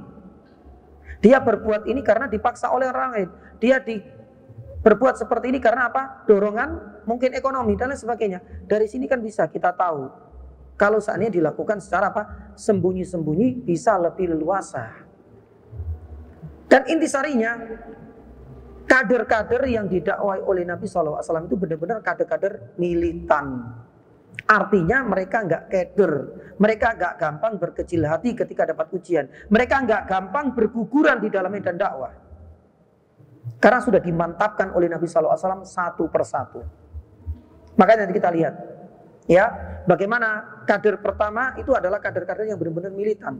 Khadijah radhiyallahu taala anha, Abu Bakar apalagi subhanallah sudah nggak keder sama sekali. Ali bin Abi Thalib meskipun di usia muda, sampai mantan budaknya Zaid bin Harithah, bahkan pun demikian Waraqah bin Naufal, ini adalah kader-kader pertama. Militansinya itu, loyalitasnya tidak diragukan lah. Nah, ini adalah hasil dari dakwah secara apa? Sembunyi-sembunyi. Yang ketiga, jamaah dirahmati Allah Subhanahu wa taala, dan ini berkaitan dengan apa? Geografisnya, artinya berkaitan dengan sosial geografinya. Alasan yang ketiga ini karena memang kota Makkah kondisinya belum kondusif ya untuk dakwah secara terang-terangan. Ini nggak bisa ya nih jamaah. Karena kebanyakan mereka ini adalah para penyembah berhala, sedangkan misi yang disampaikan oleh Nabi itu adalah tentang apa? Tentang tauhid, dan ini berseberangan dengan keyakinan dan pemahaman mereka. Sekalipun Nabi SAW itu dari kalangan ningrat, maaf, ini dianggap sebagai usaha untuk bunuh diri dalam tanda kutip. Dakwah itu nggak akan bertahan lama. Karena ini berseberangan 100% dengan keyakinan mereka penyembahan berhala. Sedangkan dakwah Nabi SAW, mereka harus meninggalkannya. Ini bukan perkara yang mudah. Maka oleh karena itu jamaah yang dirahmati Allah Subhanahu wa taala, ya, disinilah ya ada yang disampaikan oleh Syekh Abu Bakar Al-Jazairi, ya, di mana beliau pernah memberikan takliqat atau tambahan terhadap usaha Nabi SAW di dalam berdakwah secara apa? Secara sembunyi-sembunyi. Dia mengatakan wajar, bahkan seandainya kita seandainya kita posisi seperti Nabi SAW pun insya Allah nggak akan berani frontal langsung kemudian naik ke gunung atau mengumpulkan banyak orang. Ini namanya usaha untuk bunuh diri ini dalam tanda kutip. Nabi SAW yang tidak senaif itu, maaf. Nabi SAW seorang visioner. Nabi SAW tidak hanya sumbu pendek seperti kita. Kita kan yang penting banyak, tapi secara kualitas kadang-kadang melempem, ompong. Nabi SAW enggak, satu demi satu. Makanya loyalitasnya, militansinya itu tidak ralukan dari Abu Bakar As-Siddiq radhiyallahu anhu dan generasi-generasi pertama. Pun demikian dengan kondisi Makkah kala itu belum stabil. Kondisinya sudah tidak mungkin lagi kalau seandainya dakwah secara terang-terangan, karena Nabi SAW itu belum punya partner di dalam hal ini. Maka kata Syekh Abu Bakar Al-Jazairi, taib yang dijamaah dirahmati Allah, 3 alasan ini berlaku dengan catatan kalau seandainya posisi kita sebagai seorang dai seperti Nabi SAW. Ya, ini catatan bagi seorang dai. Tapi kalau seandainya posisi kita itu berbeda, masyarakatnya sudah menerima. Ingatlah catatan juga. Masyarakat sudah menerima kita. Kita pun sudah dikenal. Dan masyarakat ini pun tidak asing dengan dakwah tauhid misalnya. Maka kata Syekh Abu Bakar Al-Jazairi, tidak diperbolehkan, bahkan haram kemudian kita dakwah secara sembunyi-sembunyi. Karena hal ini akan malah menimbulkan apa? Fitnah.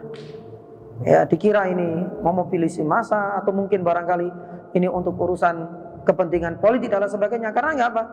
Dilakukan secara sembunyi-sembunyi, padahal masyarakat sudah tahu. Dan kata Syekh Abu Bakar Al-Jazairi, jamaah dirahmati Allah, disebut dakwah itu pada asalnya adalah mengajak orang secara apa? Terang-terangan. Itu disebut yani dakwah. Tapi kenapa Nabi SAW itu berdakwah pertama kali dengan sembunyi-sembunyi? Karena 3 alasan ini. Nabi SAW baru menata awal. Yang kedua, Nabi SAW ingin kader-kader yang benar-benar punya loyalitas yang tinggi dan militan. Dan yang ketiga, dan ini yang paling penting, kondisi Makkah itu berbeda banget dengan kondisi kita saat ini. Maka di saat kita itu sekarang diberikan kesempatan untuk berdakwah, dan dakwah tauhid itu bukan dakwah yang asing di kalangan kita, ya sudah, gak usah kemudian kita berdakwah secara sembunyi-sembunyi, kata Syekh Abu Bakar Yani Jazairi. Karena dakwah secara sembunyi-sembunyi dibolehkan kalau ada alasan-alasan sebagaimana yang tadi sudah kita sebutkan. Kalau tidak ada alasan, berarti kembali kepada hukum asal, dakwah itu pada dasarnya adalah dilakukan secara terangan-terangan. Wallahu ta'ala yani a'lam yani bisawab. Jamaah dirahmati Allah Subhanahu wa taala. Mungkin ya barangkali ini yang bisa kami sampaikan, dan semoga pada pertemuan yang selanjutnya nanti kita akan bahas lebih rinci tentang generasi, ya, generasi awal Rasulullah Sallallahu Alaihi Wasallam mendidik ya 6 orang pilihan, ya, dan kita akan mengenal sepak terjang mereka. Hanya saja 2 orang ini nanti kita kecualikan karena Waraqah bin Naufal sudah kita bahas. Yang kedua Khadijah pun kita sudah ulas. Jadi menyisakan siapa? Abu Bakar, menyisakan Ali, kemudian menyisakan siapa? Yani Zaid ibnu yani Harithah. Ya, ini semua adalah perwakilan dari generasi-generasi ya yang sesama level dengan mereka. Dan ini adalah bagian dari, sekali lagi, kecerdasan Nabi sallallahu alaihi wasallam dalam menata yani dakwah. Dari kalangan wanita ada wakilnya. Yang dibayangkan kalau seandainya kita dakwah tidak memikirkan, maaf ya, istri kita, maaf, yani sebagai ya penyambung lidah, kita akan kesulitan. Kayaknya agak tabu Ustaz kalau seandainya kita langsung berhadapan dengan para akhwat, para ibu-ibu lewat istri Nabi sallallahu alaihi wasallam. Pun demikian dari kalangan orang dewasa, ya, lewat siapa? Abu Bakar. Karena orang yang berdakwah dengan level usia yang sama, dengan kondisi strata sosial yang hampir mirip, itu akan memudahkan orang itu menerima dakwah. Sudah disiapkan oleh Nabi sallallahu alaihi wasallam. Dari kalangan anak-anak kan enak kan? Ada Ali bin Abi Thalib. Dari kalangan sesama hamba, yakni saya siapa? Zaid. Jadi semuanya sudah ditata dengan begitu rapinya oleh Nabi sallallahu alaihi wasallam. Beda kalau seandainya Nabi sallallahu alaihi wasallam hanya mengandalkan kepada Abu Bakar. Abu Bakar berdakwah kepada perempuan juga susah. Ya gimana lagi? Abu Bakar yang berdakwah kepada anak-anak, ya kalau seandainya yang punya karakter yang sama nggak ada masalah. Tapi kan beda. Tapi kalau seandainya sesama usia satu level itu biasanya dari hati ke hati enak. Dan ini sudah dipikirkan matang-matang oleh Nabi Shallallahu Alaihi Wasallam, dan insya Allah nanti kita akan yang disampaikan ya sekelumit tentang biografi singkat dari 3 generasi pertama Nabi Shallallahu Alaihi Wasallam yang didakwai. Ya, faedah yang lain apa itu? Islam memuliakan wanita. Dari mana kita dapatkan? Dari masuk Islamnya siapa? Khadijah. Dahulu wanita tidak diperhitungkan sama sekali. Dahulu yakni wanita tertindas. Dan ini nanti kita akan bahas lebih rinci. Bagaimana wanita dari masa ke masa. Sampai nanti ketika Nabi Shallallahu Alaihi Wasallam itu diperintahkan untuk berdakwah, subhanallah, ada wakil wanita di dalam generasi emasnya Nabi Shallallahu Alaihi Wasallam. Ya, ketika pertama kali berdakwah diwakili oleh Khadijah. Ini menunjukkan apa? Islam menjunjung tinggi nilai dan harkat yakni wanita. Pun demikian, bagaimana sikap Islam terhadap apa? Perbudakan. Karena salah satu di antara anggota Nabi Shallallahu Alaihi Wasallam generasi pertama ini ada Zaid ibnu Harithah, dan beliau adalah mantan yakni budak. Tapi bagaimana Islam menyikapi perbudakan ini secara utuh? Itu pun nanti kita akan sampaikan biidznillah taala, dan mudah-mudahan ya beberapa pelajaran-pelajaran yang lain. Generasi kedua, karena ini generasi pertama. Nanti ada generasi kedua. Ya, kemudian ada generasi ketiga, dan yakni seterusnya sampai Rasul sallallahu alaihi wasallam nanti diperintahkan untuk berdakwah secara apa? secara terang-terangan. Ya semoga Allah Subhanahu wa taala mudahkan kita bisa menyelesaikan satu demi satu tahapan-tahapan, dan ini adalah menjadi tahapan yang paling krusial dalam lembaran baru Nabi Shallallahu Alaihi Wasallam yang sebelumnya masa-masa kanak-kanak, masa-masa Nabi Shallallahu Alaihi Wasallam menjalin hubungan rumah tangga.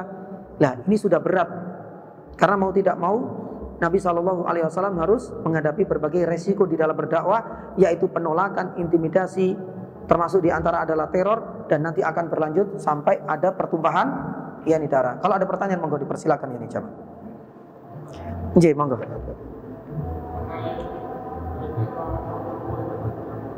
Mengenai siap.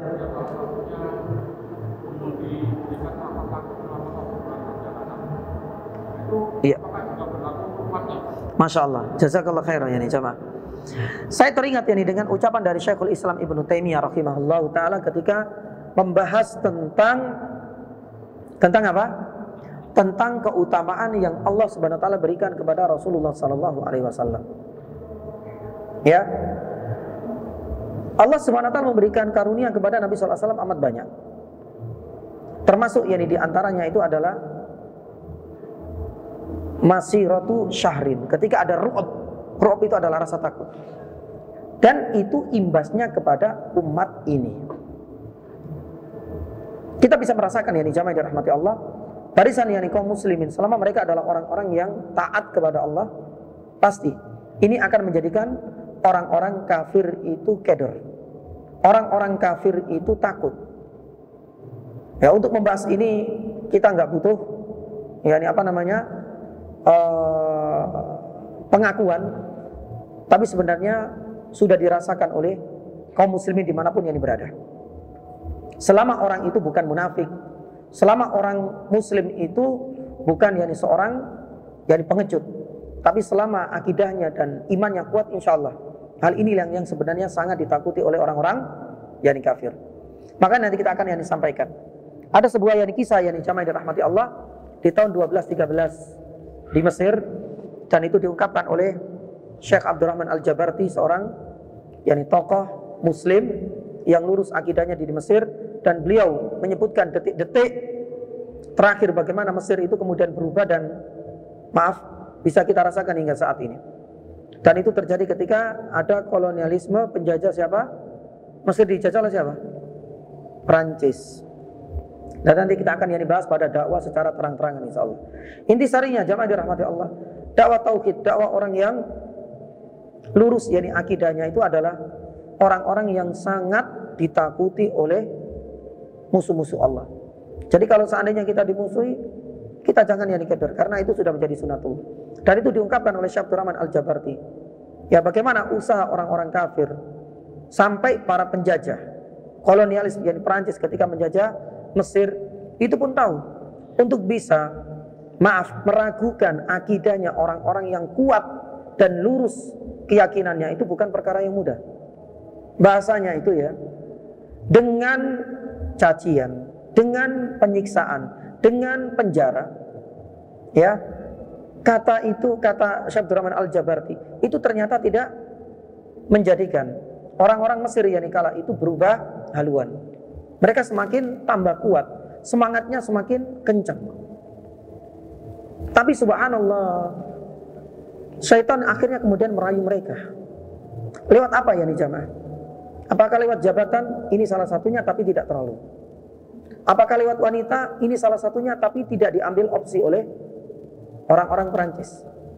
Tapi yang diambil, yang dijadikan sebagai upaya untuk melemahkan kekuatan orang-orang yang lurus kala itu adalah orang-orang yang selama ini memusuhi dakwah tauhid. Dan itu yang dilakukan oleh kolonial Perancis. Makanya mereka sampai kemudian kala itu menggelontorkan uang 3.000 francs. Itu sebelum ada euro ya, kala itu di tahun 1213 itu kan masih pakai francs. Itu mereka sampai menggelontorkan uang sebanyak-banyak guna apa? Memberikan panggung. Mereka menghidupkan. Mereka ya kemudian membantu, menyokong para duat-duat dan dai-dai yang selama ini berseberangan dengan dai-dai tauhid. Dan kita bisa merasakan ketika mereka dikasih panggung, ya sudah, ini yang paling berat. Karena di sisi lain Ini menjadi apa? Menjadi berat bagi kita karena mereka adalah saudara kita sendiri. Kalau seandainya berhadapan dengan para penjajah, nggak ada masalah bagi orang-orang mukmin. Tapi kalau seandainya berhadapan dengan saudara-saudara sendiri, itu yang paling berat. Apalagi berhadapan dengan saudara-saudara sendiri yang berbeda.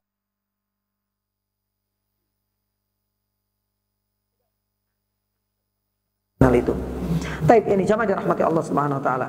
Syekhul Islam Ibnu Taimiyah juga pernah menjelaskan ya, bagaimana imbasnya. Ya. Rasulullah sallallahu alaihi wasallam diberikan keistimewaan oleh Allah Subhanahu wa taala dengan turunnya surat Al-Insyirah Asy-Syarah.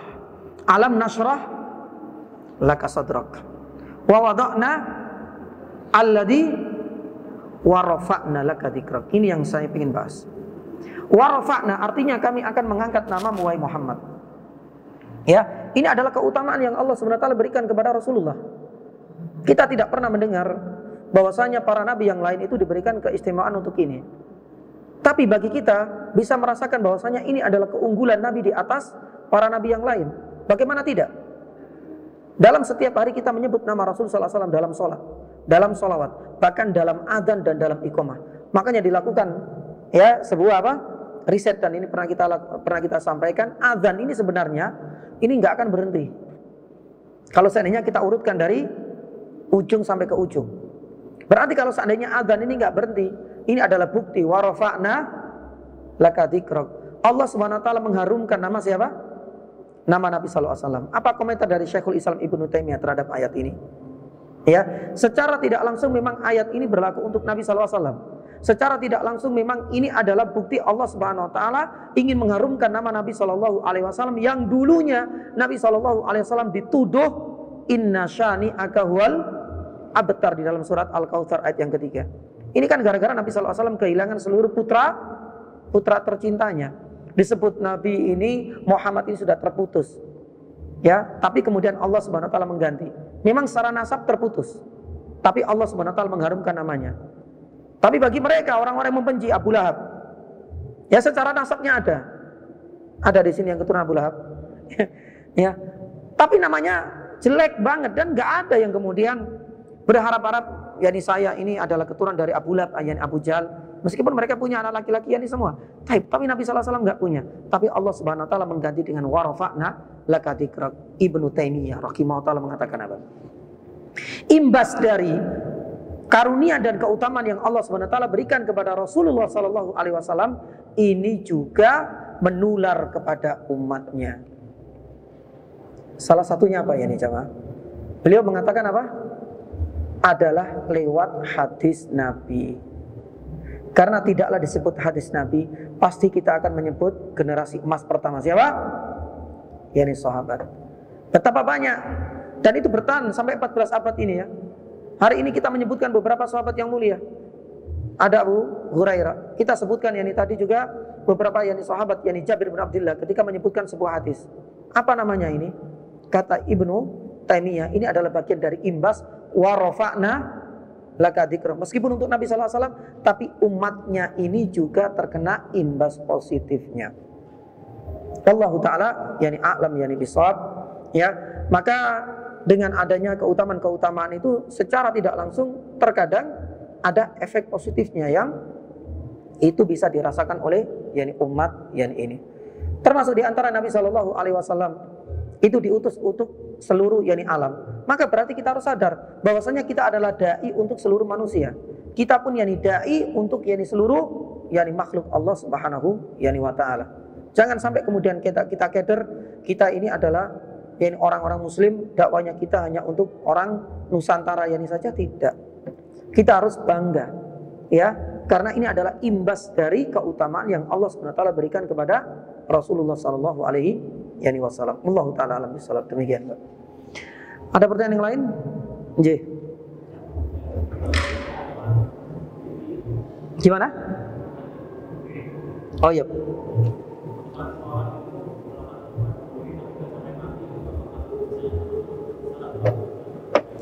Baik, ini jazakallah khair. Jamaah dirahmati Allah Subhanahu wa taala. Rasulullah sallallahu alaihi wasallam tadi sudah kita sampaikan sedikit mengenai isyarat yakni hadis ini. Ya, di mana dalam sebuah hadis Rasul sallallahu alaihi wasallam yang pernah bersabda, "Man hamma bihasanatin fa'amilaha."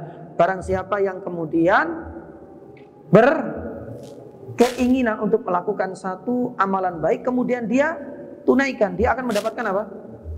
Pahala penuh. Untuk melakukan amalan baik tapi tidak tertunaikan, dia tetap diberikan pahala satu. Begitu pula ketika seseorang itu melakukan satu keinginan berbuat keburukan, kemudian dia menunaikannya, tapi sebagai bukti adilnya Allah Subhanahu wa taala, itu cuma dicatat sebagai apa? Ya, satu dosa tok.